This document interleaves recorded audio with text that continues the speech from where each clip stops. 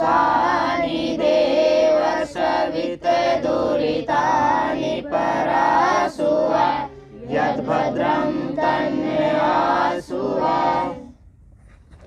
आज हम ऐतिहासिक भूमि धीरनिवास में उपस्थित हैं। यहाँ गुरुकुल है। स्वामी सर्वदानंद जी जो पहले आर्मी में रहे, फिर उन्होंने संन्यास लेकर के इस गुरुकुल को आगे बढ़ाया।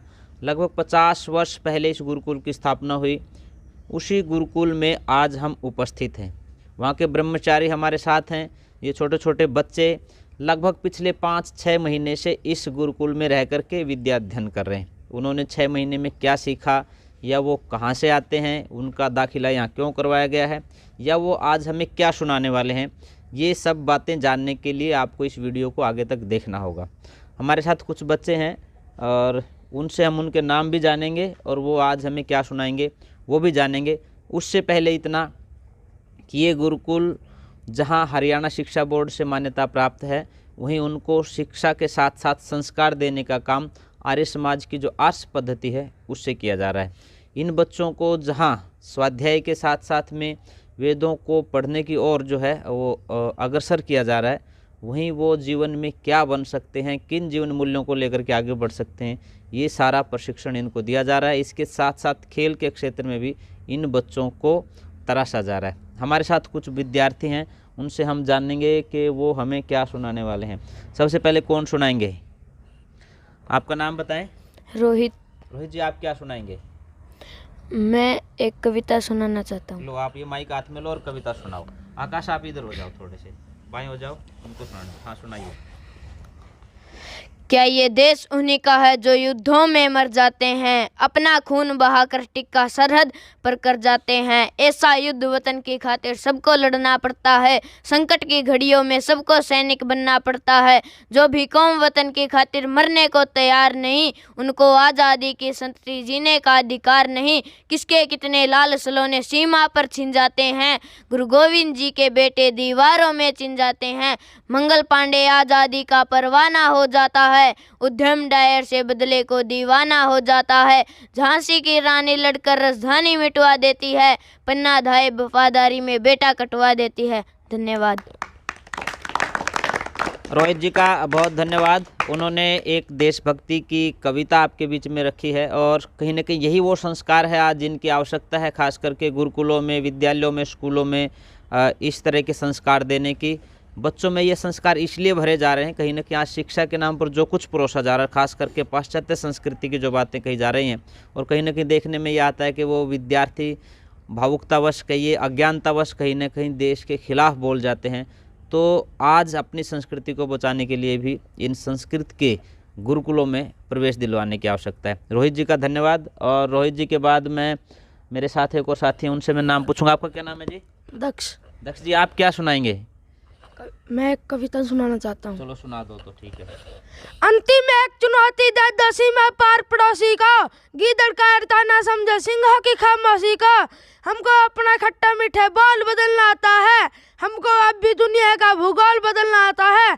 दुनिया के सरपंच हमारे थानेदार नहीं लगते, भारत की प्रभुसत्ता के ठेकेदार नहीं लगते। आप कौन सी क्लास में पढ़ते हो दक्ष? मैं 6th क्लास में पढ़ता हूँ। तो ये दक्ष जी थे और ये 5वीं क्लास से यहीं पढ़ रहे हैं।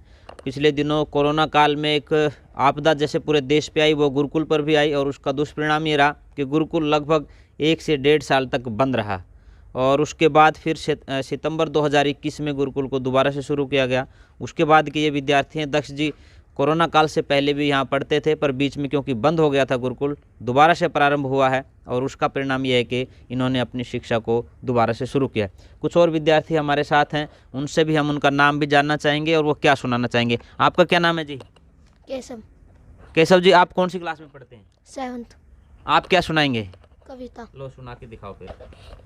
युग युग से अपने पथ पर देखो कैसे खड़ा हिमालय, दिखता कभी ने अपने प्राणों से, रहता अपन पर अड़ा हिमालय। खड़ा हिमालय बता रहा है, डरो ना आंधी पानी से, डटे रहो सब अपने पथ पर, कठिन आई तूफानों में। दिखता कभी ने अपने प्राणों से तो सब कुछ पा सकते हो प्यारे, तुम भी ऊंचे हो सकते हो, छू सकते हो नभ के तारे। अटल रहा जो अपने पथ पर, लाख मुसीबत आने में मिली सफलता जग में, उसको जीने में मर जाने में। धन्यवाद। केशव जी का बहुत बहुत धन्यवाद। अब हमारे पास और भी विद्यार्थी हैं, मैं उनसे भी कुछ सुनना चाहूँगा। आप सुनाएंगे? आपका क्या नाम है? किशन।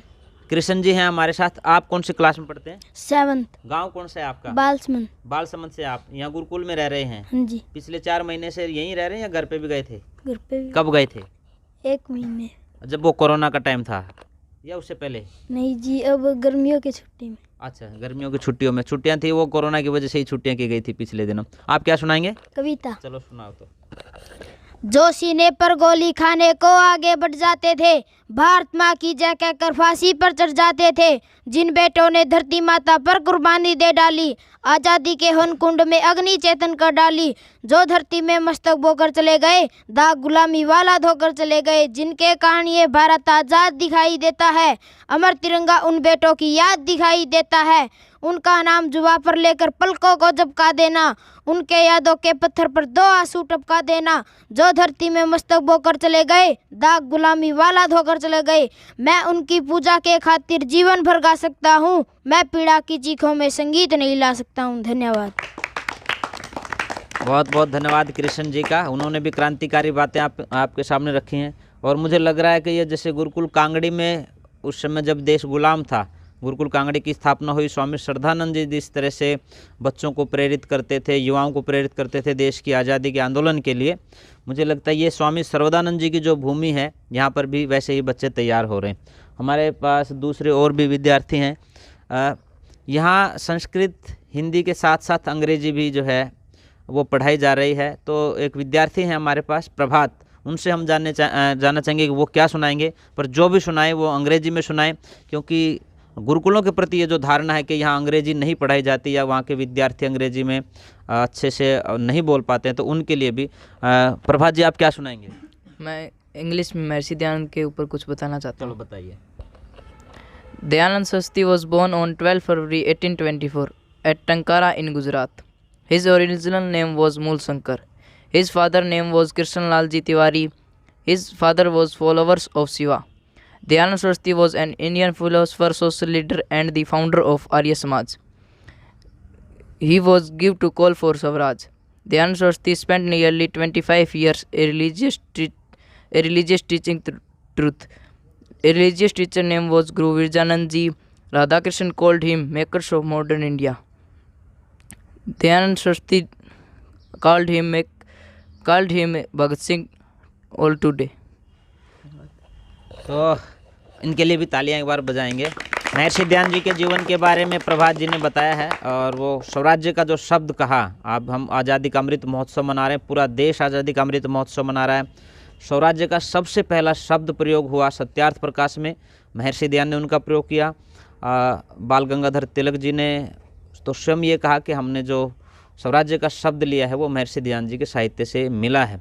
तो महर्षि दयानंद के देश के आज़ादी के में जो योगदान रहा है उसके बारे में भी, और जिस तरह का उनका जीवन रहा है, एक छोटे से झलक उन्होंने दिखाई है। अंग्रेजी में बोलने का प्रयास किया है। उनको साधुवाद, वो संस्कृत में भी अच्छा बोलें, अंग्रेजी में भी अच्छा बोलें, और वैदिक संस्कृति का प्रचार देश दुनिया में हो, चाहे वो संस्कृत के माध्यम से हो, चाहे हिंदी के माध्यम से हो, और चाहे अंग्रेजी के माध्यम से। हमारे पास एक और विद्यार्थी हैं, हम उनसे जाने, उनका नाम सबसे पहले जानेंगे। आपका क्या नाम है? कुणाल। कुणाल जी, आप कौन सी क्लास में हैं? 10वीं। यहाँ कितने बजे उठाते हैं बच्चों को? 5 बजे। 5 बजे। दिनचर्या का क्या क्या रहता है? सुबह उठने के बाद क्या करते हैं? हम 5 से 5:30 सोच के लिए जाते हैं। उसके आधा घंटे बाद हमारे प्रिय सोनू जी हमको एक्सरसाइज करवाते हैं। उसके बाद हमको आधा घंटा स्नान के लिए भेजा जाता है। उसके बाद हम यज्ञ की तैयारी करते हैं। उसके लिए हम क्या यज्ञ हर रोज करते हैं? हाँ जी, प्रतिदिन। अच्छा, ठीक है। हम हर रोज़ 1 घंटा यज्ञ करते हैं। उसके बाद हमारा आधा घंटा का भोजन होता है। उसके बाद प्रार्थना के बाद हमारी कक्षाएं चालू हो जाती है 10 से 2 बजे लग। उसके बाद हमारा 1 घंटे का स्वाध्याय लगता है। उसके बाद हम प्रिय सोनू जी हमको 1 घंटा खेल करवाते हैं। अच्छा, और दोपहर के बाद जो शाम का सत्र खेल का, उसके बाद क्या रहता है? संध्या करते हैं शाम को? हाँ जी, हम प्रतिदिन संध्या करते हैं। संध्या एक समय करते हैं कि दोनों समय? दोनों समय। अच्छा, फिर संध्या के बाद? संध्या के बाद हम 10-15 मिनट आराम करते हैं। उसके बाद खाना भोजन तैयार हो जाता है, तब भोजन के लिए चलते हैं।